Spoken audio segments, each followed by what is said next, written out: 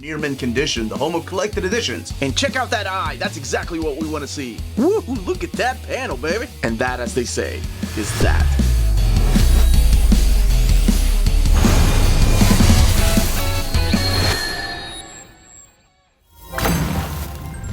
How's it going, everybody? This is the Uncanny Omar from Near Mint Condition, the home of collected editions.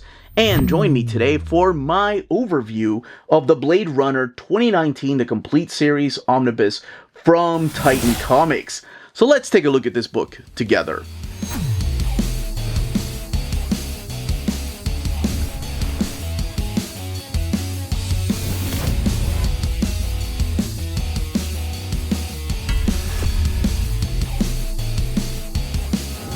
Welcome back, everybody. Now, before going any further, a big thank you to the folks at Titan Comics for sending us a copy of this Omnibus edition.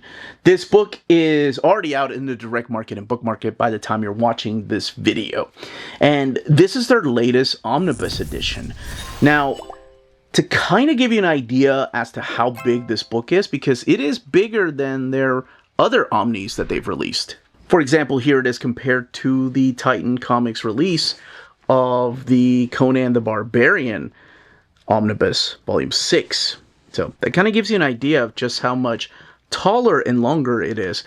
And it has been released in a series of trade paperbacks, so this gives you an idea as to how big the book is compared to the trade paperback. And the trade paperbacks were put into a box set, like so, the first 3 volumes. So really all of this is collected in this big book. Now, this book has 2 covers. This is the standard edition cover.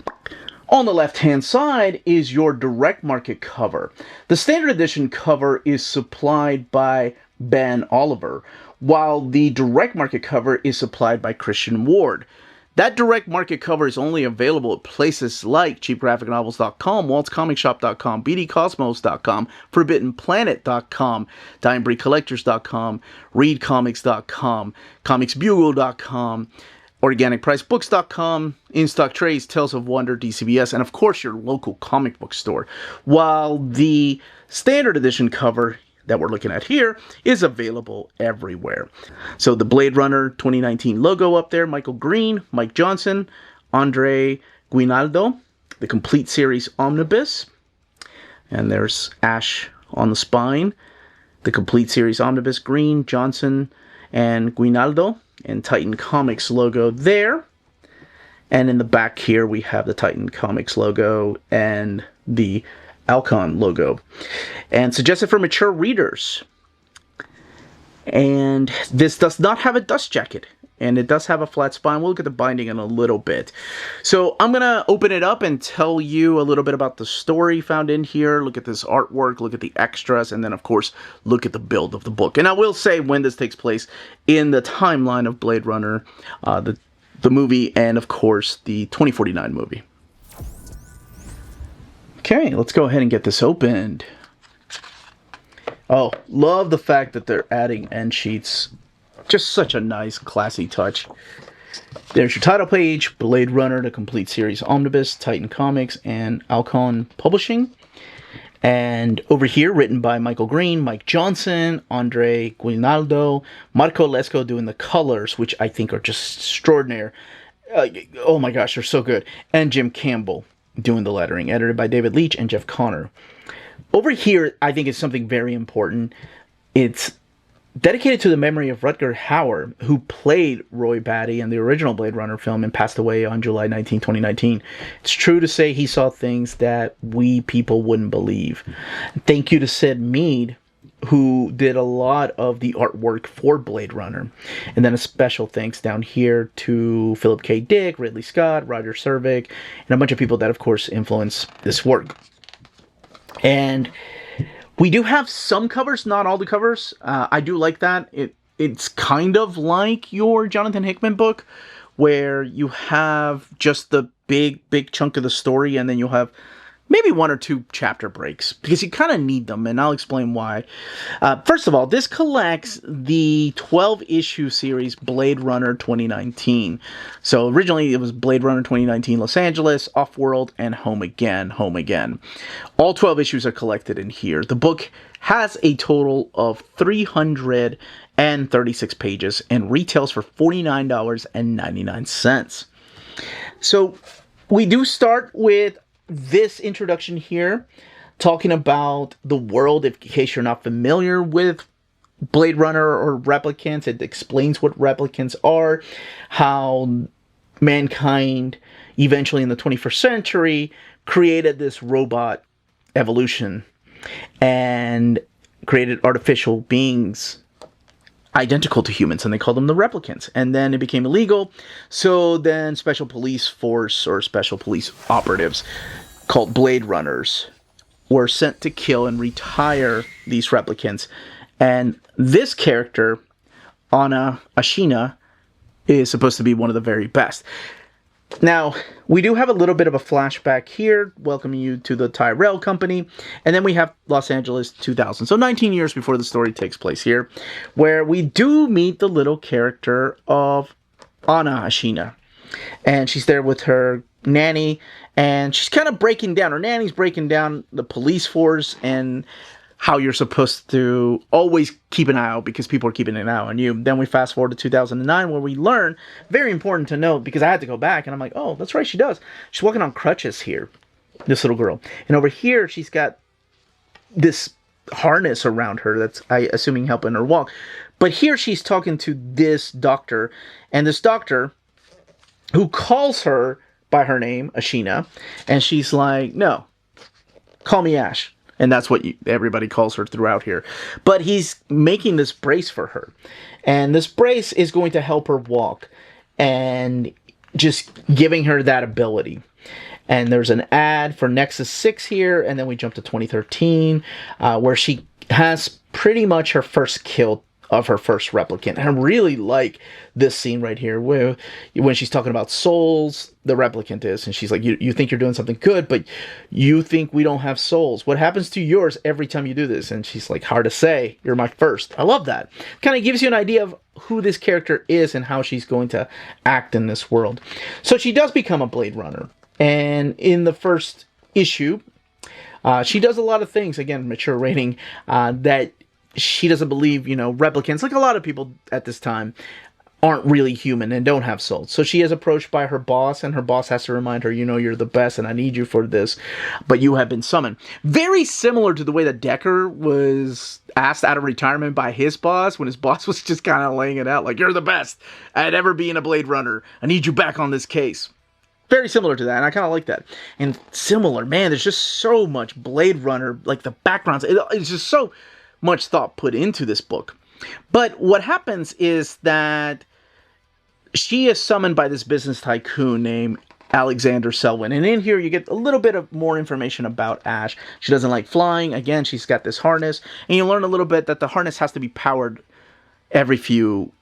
I think it doesn't really specify how long, but she does have to power it up, like a recharge. Otherwise, she can't walk.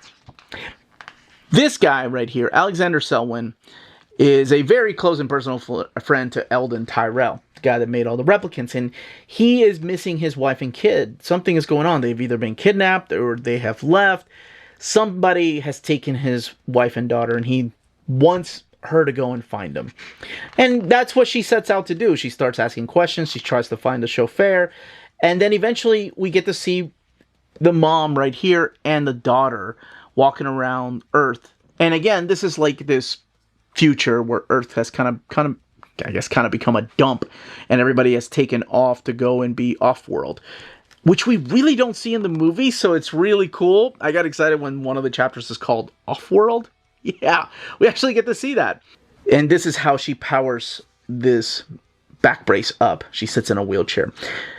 But her job is to go and find Isabel and Cleo Selwyn. Now, you do find out that, not everything is as it seems, and there might be a reason why Alexander wants his wife and kid back. Primarily that kid. So the kid, Cleo, kind of becomes the important part of the story as to why Ash needs to go and find her, because she does become something that both sides want, the humans and the replicants, but more importantly, Alexander.